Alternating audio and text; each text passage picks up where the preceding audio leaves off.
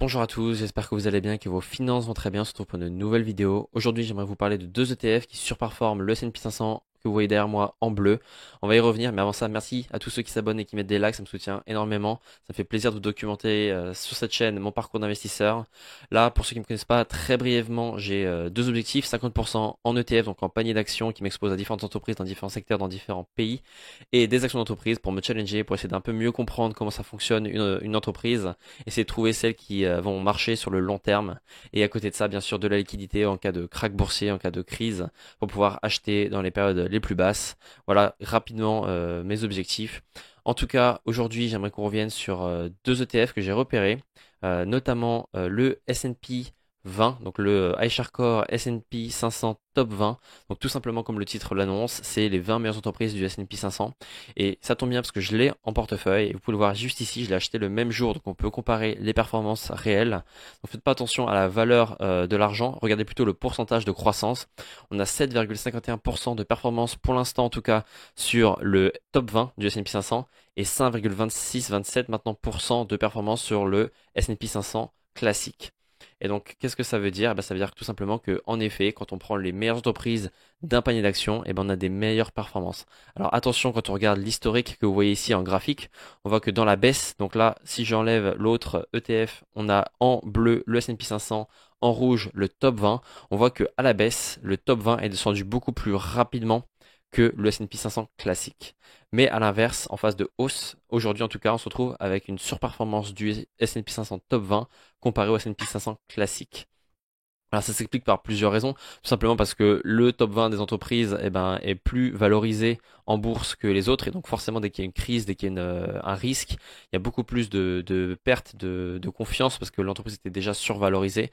Donc pour moi je le vois un peu comme ça. Après il y a peut-être d'autres raisons, dites-le moi en commentaire si vous avez d'autres idées. En tout cas moi je continue d'essayer d'investir dans les deux. J'attends un peu plus de recul sur cet ETF. Vous voyez que si j'essaye de comparer à plus long que 6 mois à 1 an, on n'a pas encore de données. Pourquoi? Parce que c'est un ETF qui est sorti en novembre 2024. Donc pour l'instant, on n'a pas assez de recul. On a 8 mois environ de performance, un peu plus de 8 mois. Donc c'est pas suffisant encore pour faire un vrai comparatif entre S&P 500 Top 20 et S&P 500 classique. Mais bon, je vais continuer de documenter tout ça sur cette chaîne. Si un jour je me rends compte que j'ai assez de recul et que je vois que le top 20 est vraiment plus intéressant, je serai capable de pouvoir me séparer de mon S&P 500 pour pouvoir être exposé à 100% dans le top 20. Alors attention, ceci n'est pas un conseil en investissement, ceci n'engage que moi, ça dépend de mes objectifs, de mon profil, mon appétence au risque, parce que je le rappelle, quand on investit sur un S&P 500, on est classé sur l'indicateur de risque à 4 sur 7, alors que sur l'indicateur du top 20, on est plutôt à 5 sur 7. Maintenant, qu'est-ce que je peux rajouter sur cet ETF? C'est un ETF à réplication physique, donc je le rappelle, ça veut dire que l'institution, ici BlackRock, va vraiment acheter les 20 entreprises pour vous, histoire d'avoir vraiment l'allocation qu'elle définit, en tout cas dans ses positions ici, c'est-à-dire, voilà, vous serez propriétaire de environ 15,60% de Nvidia, de Microsoft, etc., etc.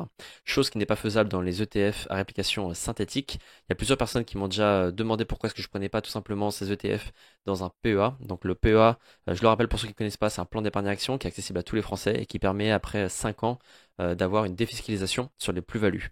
Donc en effet, c'est intéressant. Par contre, les ETF étrangers, donc qui vous exposent à des entreprises étrangères, hors européennes, pardon, sont à réplication synthétique. Donc ça veut dire qu'en fait, vous n'êtes pas propriétaire des actions de l'ETF, de ce que vous voyez ici. En fait, on va vous assigner d'autres actions et par contre, en termes de performance, vous allez être équivalent à l'indicateur donné. Donc là, si vous êtes sur un SP 500 à réplication synthétique, vous allez vraiment avoir les performances du S&P 500. Par contre, s'il y a un problème ou quoi que ce soit, vous n'allez pas vraiment être affiché comme propriétaire de ces actions du S&P 500. Voilà, c'est juste la différence. Il y a d'autres raisons pourquoi j'investis pas pour ça. Il y a aussi notamment comme objectif très long terme d'investir sur beaucoup d'ETF pour la plateforme de Giro. Vous voyez ici, j'ai un espace libre. C'est ce qui me permettra d'investir, de faire une sorte de crédit à la consommation. En deux trois clics, ça me permet de faire un crédit tout simplement sans avoir à justifier à une banque quels sont mes revenus, quelles sont mes positions, etc. Donc c'est quelque chose que je veux pouvoir faire à l'avenir et donc voilà, je compte faire grandir en tout cas ce portefeuille de Giro au maximum avec des ETF étrangers tant qu'à faire.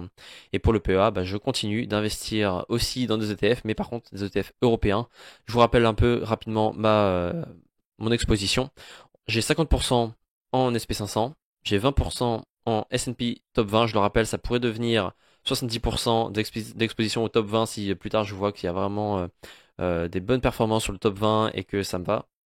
Et pour 30% sur le Eurostoxx 50. Donc je m'expose aux 50 meilleures entreprises, 50 plus grandes capitalisations boursières européennes. Voilà, ça c'est ma diversification en termes d'ETF. Je compte continuer comme ça pour l'instant. Je vous tiens au courant d'ailleurs sur cette chaîne si ça évolue. Maintenant, allons voir l'ETF qui fait mieux que ces deux indicateurs. C'est parti. On voit en orange juste ici, c'est le Nasdaq 100 top 30. Donc, même principe que pour le S&P 500 top 20. Ici, on va être sur du Nasdaq top 30. Et vous voyez qu'aujourd'hui, eh ben, on a une surperformance, en tout cas du Nasdaq top 30 sur les deux autres indicateurs. Alors, on va être dans la même ordre de risque. Ici, je vous ai sorti le document officiel. On est pareil, on est sur du 5 sur 7 en indicateur de risque. Mais voilà, en tout cas, vous voyez sur le graphique, on a à la baisse pareil que le S&P 500 top 20, une plus forte baisse. Et par contre, à la reprise de la croissance, on est sur une plus forte hausse. En tout cas, sur les 6 derniers mois. Je le rappelle aussi, c'est un ETF qui est sorti en janvier 2025, donc on a vraiment très peu de recul sur ce fonds. Vous voyez qu'on a aujourd'hui que 6 millions de personnes, enfin 6 millions d'euros qui ont été investis dans ce fonds. Top 20, on est à 198 millions, alors que le S&P 500 que moi personnellement j'ai en portefeuille, on est à 105 milliards. Donc on n'est plus du tout sur les mêmes ordres d'idées, mais c'est normal vu la date de création. Là on est sur du 2010, alors que là on est sur moins d'un an forcément. Donc c'est pour ça qu'il faut prendre ça avec des pincettes. Moi je regarde, en tout cas je compare leurs performances. Sur les 6 derniers mois, vous voyez on a les mêmes résultats. Par contre sur un an, on n'a pas encore les données. Donc je vais attendre, je vais continuer de regarder tout ça. Moi de mon côté je cherche de la performance. Je suis pas trop. J'ai pu le tester lors des dernières crises, notamment avec le S&P 500. Si on regarde sur le long terme, avec la crise des tarifs de Trump, bah, j'ai pas paniqué. Donc déjà, ça me conforte dans l'idée que je suis capable de faire, de résister en tout cas à la chute des marchés. Après, c'est pas le cas de tout le monde, donc c'est pour ça qu'il faut que chacun fasse des tests progressivement pour voir un peu sa réaction en cas de crise. Est-ce que vous êtes du genre à tout vendre dans la panique ou à plutôt tenir bon? Parce que bah, vous le voyez en tout cas sur l'historique des performances des indicateurs, et bah, si vous vendez quand c'est déjà au plus bas, bah, vous perdez tout simplement de l'argent comparé à ceux en tout cas qui ont tenu bon. Là, on le voit aussi dans le comparateur, on est revenu à 0%.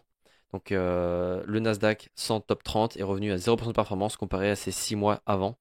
Donc bah forcément, si vous avez vendu quand c'était en pleine crise d'avril avec les tarifs de Trump, eh ben vous avez perdu de l'argent. Donc c'est pour ça que c'est important aussi pour chacun de faire sa propre analyse personnelle, de faire vos tests aussi, d'essayer de voir est-ce que vous êtes capable de tenir sur la durée. Parce que quand ça arrive, tout le monde va vous dire que c'est la fin du monde. D'ailleurs, il n'y a pas que pour les ETF qu'il faut faire attention en termes du profil de risque. Moi, vous le voyez, j'ai déjà une grosse partie de mon portefeuille qui sont en action. Et vous le voyez que quand vous avez fait des mauvaises décisions, vous pouvez vous retrouver avec des entreprises qui sont en très forte baisse. Là, vous pouvez le voir notamment sur mon courtier Interactive Broker, c'est là où je me challenge le plus. Et vous voyez tout en bas à droite que je suis à moins 43% pour l'instant de performance. Donc c'est le genre de choses où ça peut vous arriver. Et donc il faut que vous sachiez comment est-ce que vous allez réagir dans cette situation. Et ça se fait que par essayer. Alors vaut mieux essayer avec des petites sommes au début pour voir un peu comment ça se passe. Ensuite, moi, à côté de la bourse, bien sûr, pour ceux qui me connaissent, vous le savez, mais pour ceux qui ne me connaissent pas, j'investis toujours sur des parts d'immobilier décentralisées. Alors, on est sur la plateforme Realty. Là, j'ai environ 1400 dollars de valeur de parts immobilières. J'ai racheté récemment des parts d'une multi-résidence. euh, alors, cette fois à Chicago. Je n'étais pas encore exposé à Chicago, donc c'était l'opportunité. En tout cas, en investissant ici, je rentre dans une autre classe d'actifs, les investissements alternatifs. Donc, c'est du crowdfunding dans ce cas-là. On rentre dans une classe d'actifs qui est beaucoup plus risquée et donc on a souvent des meilleurs rendements, mais en contrepartie de beaucoup plus de risques. Donc, prendre des risques, c'est bien, mais si vous perdez tout, ça sert à rien. Donc là, vous voyez que contrairement à de l'investissement locatif que je pourrais avoir en physique et à gérer par moi-même avec des locataires, des rénovations à faire, des ravalements de façade, pour ceux qui ont de l'immobilier, vous voyez de ce que je veux parler. Mais voilà, là j'ai 10,21% de performance, de rendement sur mes investissements. Donc ça me génère, on est payé dans cette plateforme avec des loyers tous les lundis. Donc vous voyez que tous les lundis, je perçois 2,78 dollars. Mensuel, on a 12 dollars. Donc forcément, l'objectif à long terme, c'est de faire grandir ce portefeuille en parallèle de mes investissements boursiers, mais toujours en gardant une infime partie de ces investissements. Là, l'objectif serait d'atteindre les 50 dollars hebdomadaires pour pouvoir racheter les parts de propriété, parce que dans cette plateforme, la plupart des parts de propriété sont à 50 dollars. Et donc, si j'arrive à avoir chaque mois une nouvelle part de propriété à pouvoir rajouter à mon portefeuille gratuitement, sans avoir à faire quoi que ce soit, c'est bénéfice, ça augmente l'effet boule de neige de ces investissements. Donc, c'est ce que je documente aussi sur cette chaîne. Donc, si ça vous intéresse, n'hésitez pas à me suivre. Pour ceux qui veulent me joindre directement, j'ai un lien dans la description vers mon canal Telegram. Vous pouvez envoyer des messages, répondre à différentes questions sur l'investissement que je pose chaque jour. Voilà, c'est la manière la plus simple de parler avec moi. Sinon, vous pouvez laisser un commentaire de cette vidéo, j'y réponds à chaque fois. Si vous avez besoin d'explications aussi, j'essaye de faire au mieux de ce que je connais, avec toujours, bien sûr, si je connais pas, je vous le dirai aussi. Et pour ceux qui veulent commencer à investir, j'ai des liens de parrainage dans la description. Prenez soin de vous, prenez soin de vos finances, et à très bientôt.